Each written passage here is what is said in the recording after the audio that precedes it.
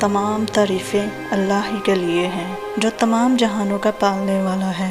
इसके सिवा कोई इबादत के लायक नहीं। इसी की तरफ सबको लौट कर जाना है, और किसी भी ऐसे शख्स की बातों में न आना जो बहुत कस्में खाने वाला बेवकूफ़ शख्स है। याद रखो, सारे मामलात अल्लाह ही की तरफ लौटते हैं। ऐ परवरदिगार, हम तेरी ही इबादत करते हैं और तुझ ही से मदद मांगते हैं। ऐ ईमान वालो, अल्लाह को कसरत से याद करो। और अल्लाह ताला कुरान पाक में फरमाता है, लिहाजा तुम मुझे याद रखो, मैं तुम्हें याद रखूँगा। और जो लोग शुक्रगुजार हैं, इनको हम जल्द ही इनका अजर अदा करेंगे। जो रब पत्थरों से पानी निकाल सकता है, वही तुम्हारे लिए वसीले बना सकता है। वही तुम्हारी मुसीबतें दूर कर सकता है, क्योंकि वो हर शय पर कादिर है। वही हर चीज़ का निगहबान है। शुक्र शिकवे से बेहतर है। बेशक अल्लाह हर चीज़ पर कादिर है। बेशक यकीनन हमने इंसान को सबसे अच्छी सूरत में पैदा किया। बेशक हर मुश्किल के साथ आसानी है। एक दिन तुम्हारे ही अमाल तुमसे मिलने आएंगे, बस फिर हैरान ना होना। बेसुकूनी की एक वजह यह भी है कि हम परेशानियों का जिक्र अल्लाह की बजाय लोगों से करते हैं। सब्र की हद ये है कि तकदीर पे कोई एतराज़ ना हो। और फिर अल्लाह ने फरमाया, ए मूसा, मैं औलाद के ज़रिए बेटी बेचता हूँ जब मैं बेहद खुश होता हूँ। खुदा किसी शख्स को इसकी ताकत से ज़्यादा तकलीफ़ नहीं देता। जो लोग ईमान लाते हैं, इनके लिए इसमें बहुत सी निशानियाँ हैं।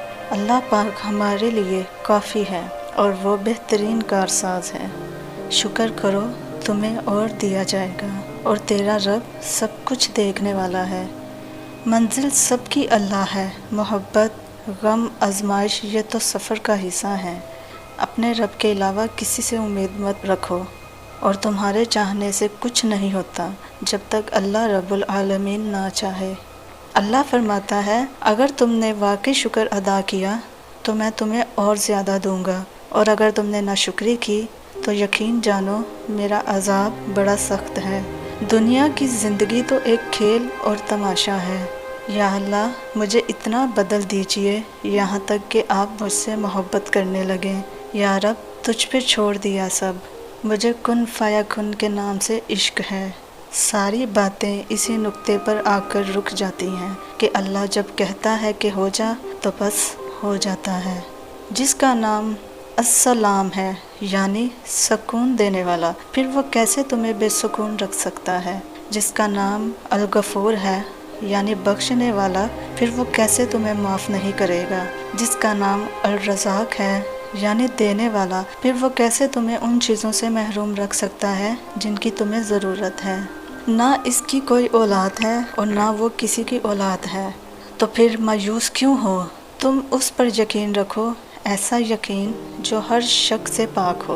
वो यकीन रखने वालों का तारुफ यूँ करवाता है कि ये वो लोग नहीं जो गिरने के बाद हिम्मत हार जाते हैं, बल्कि ये तो वो लोग हैं जो बार बार गिरते हैं और बार बार मेरी जानिब पलटते हैं। वो ये नहीं कहते कि ऐसा क्यों किया या रब तूने। वो सवाल नहीं करते, वो तो बस मेरे जवाब का इंतज़ार करते हैं।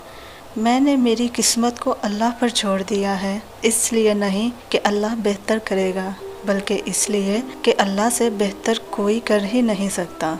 अगर सब कुछ फ़ौरन मिलने लगे और हूबहू वैसा ही मिलने लगे जैसा तुम चाहते हो, तो तुम्हें कैसे पता चलेगा कि जो चीज़ अल्लाह से मांग कर और अल्लाह को मना कर मिले, उस चीज़ का मज़ा बिन मांगे मिल जाने जैसा नहीं होता। और अगर नींद आँखों में उतरने लगे तो तुम कैसे रात के अंधेरों में वो सरगोशियाँ सुन सकोगे जो अब अल्लाह और तुम्हारे दरमियान होती हैं। तुम्हारी दुआएं सुन ली गई हैं, मगर ये वक्त आजमाइश है कि इंतज़ार कितना करते हो। और ऐसे लोगों को फिर अल्लाह भी वहाँ से अता करता है जहाँ उनकी पहली हिस्स भी पहुँच नहीं सकती। यकीन से ही दरवाजे खुलते हैं, और जो लोग थक कर रुक जाते हैं और मायूस होकर बैठ जाते हैं, तो अल्लाह भी फिर उन्हें उठने की हिम्मत नहीं देता। वो इन्हें गिरा देता है, उनकी चाहत में ही उन्हें थका देता है। ना आजमाइश हमेशा रहती है, ना ये मरहला मुस्तकिल है। वो जो आदिल है वही कफील भी है। वो जो दूर लग रहा है तुम्हें, वो तुम्हारे करीब भी है। وہ مانگی ہوئی کوئی دعا رد نہیں کرتا، وہ تہجد کے سجدوں کو کبھی ضائع نہیں کرتا، وہ کبھی تمہیں تکلیف میں مبتلا نہیں کرتا اور نہ ہی وہ تمہیں تکلیف میں دیکھ سکتا ہے۔ اسی لیے جب تمہیں کوئی چیز ستانے لگتی ہے تو وہ اس کو تم سے دور کر دیتا ہے۔ جب تم خوشی کے ذریعے اس تک پہنچ نہیں پاتے تب وہ ایسے حالات پیدا کر دیتا ہے کہ تم اس کی طرف دوڑے چلے جاتے ہو۔ تمہیں بھلے اس سے محبت نہ ہو مگر اس کو تم سے اتنی محبت ہے کہ وہ تمہیں خود سے دور جاتا ہوا نہیں دیکھ سکتا۔ جب تم اللہ کے سوا باقی چیزوں میں اپنا سکون تلاش کرنے لگتے ہو تو وہ ان ساری چیزوں کو تمہارے ہاتھ میں تھما کر تمہیں بے سکون کر دیتا ہے۔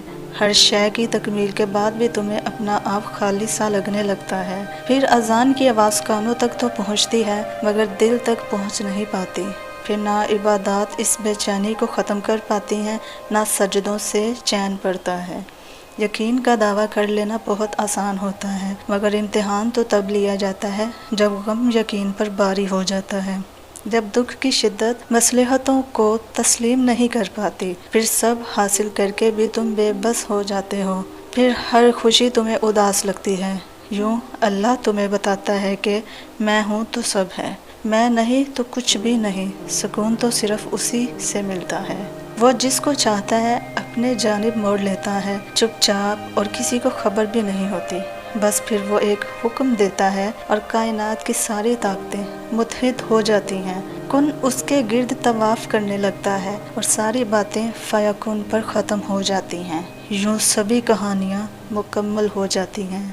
دنیا کا کوئی دروازہ نہیں ہوتا جسے کھول کر ہم اس سے باہر نکل جائیں۔ دنیا کی صرف کھڑکیاں ہوتی ہیں جن سے ہم باہر جھانک سکتے ہیں۔ بعض دفعہ یہ کھڑکیاں دنیا سے باہر کے منظر دکھاتی ہیں، بعض دفعہ یہ اپنے اندر کے منظر دکھاتی ہیں، مگر رہائی اور فرار میں کبھی مدد نہیں دیتی۔ دعا ہے کہ اللہ پاک آپ سب کو اپنے حفظ و امان میں رکھے، خیر و عافیت سے رکھے۔ ہماری ویڈیو کو لائک اینڈ شیئر ضرور کیجیے گا اور ہمارے چینل کو سبسکرائب کیجیے گا۔ اللہ نگہبان۔